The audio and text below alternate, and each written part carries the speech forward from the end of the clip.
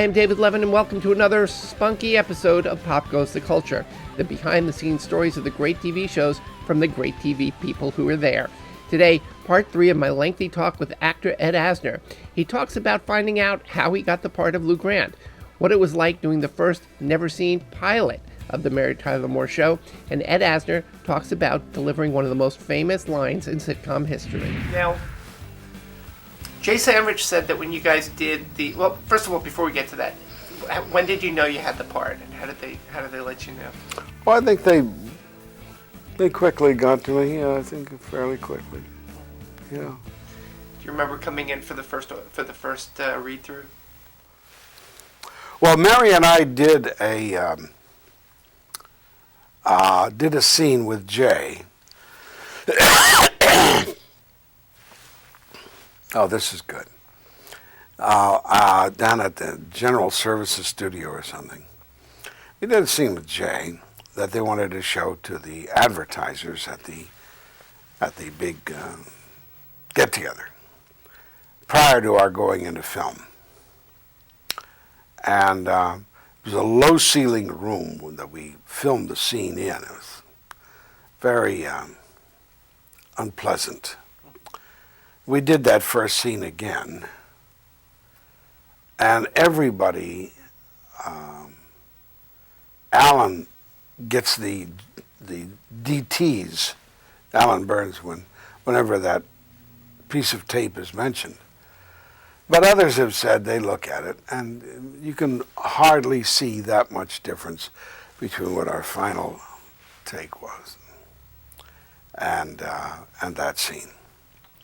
Anyway, it was like pulling teeth, getting the scene in the can. I found Jay to be a monumental pain in the ass. And I said, okay, I said, just go ahead, work with him, do it. And then when the show's a hit and you're a star, you can get rid of the little bastard. Uh-huh. I heard the first time that the when you guys did it, sort of a I guess, yeah, I don't know if this is what you were talking about. Jay said you did that previous taping, and he said that, you know, nobody was really sort of happy with, because it didn't get the laughs that it did a couple of days later in film. Well, we also did the show was shot on Friday nights. We did another taping, a full taping, on a Tuesday night before the show, and the feeling didn't bother me at all. I thought that I love this ride, whether it goes nowhere now or later. I get to do these words, this guy, this script. And I had seen some of the other coming scripts. I thought they were great too. Who cares? But everybody was in a great tizzy because they felt the show after Tuesday night's taping was going to bomb. And if you'd been there that night, you would have heard something different than a bomb. Really? What happened that night? Speaking for myself, I left the planet. Things were going very well in the first office scene. I can't remember, was there a preliminary scene to that or not? Yeah, the whole apartment scene, so forth and so on. Then she goes down to get the job. That scene went well. Everybody came through good. Response was good. Then she comes down and goes into my office to see me. And the scene was humming real good. And then we got to the spunk line, and the build-up was great, and she offended me properly, and I became offended properly. And everything in my face and body and voice was working at 1,000%. And she was busy, you know, being the odd, gee, shucks, golly girl that she is. And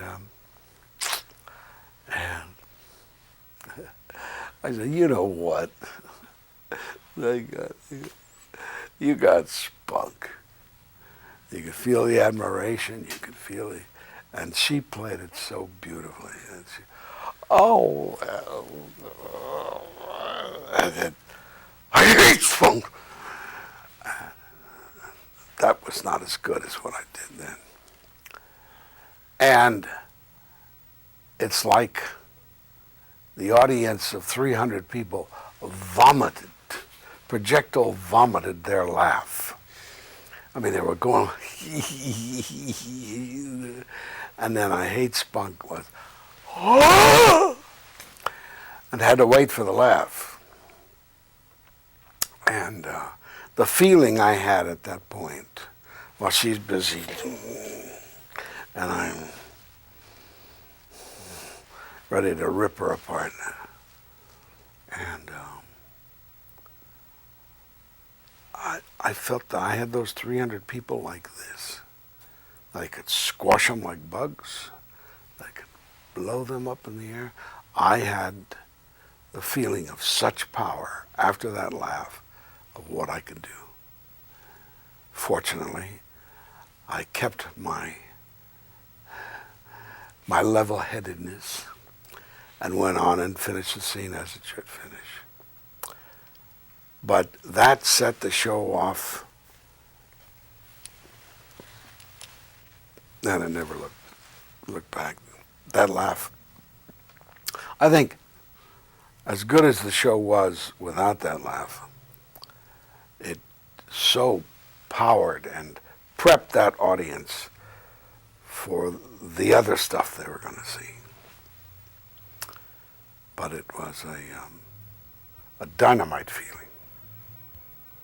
Really dynamite. It never stopped for years. No. Just those scripts were unbelievable, weren't they? They were.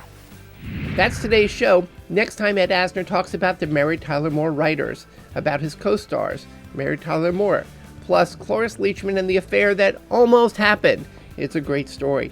Till then, what's your favorite line from the Mary Tyler Moore Show? There's a lot of memorable ones. I'll see you then. Till then, subscribe. I'm David Levin. Thanks for watching. Hey, want to talk to celebrities yourself? Become a Patreon subscriber and then tune in to Ask Them Yourself.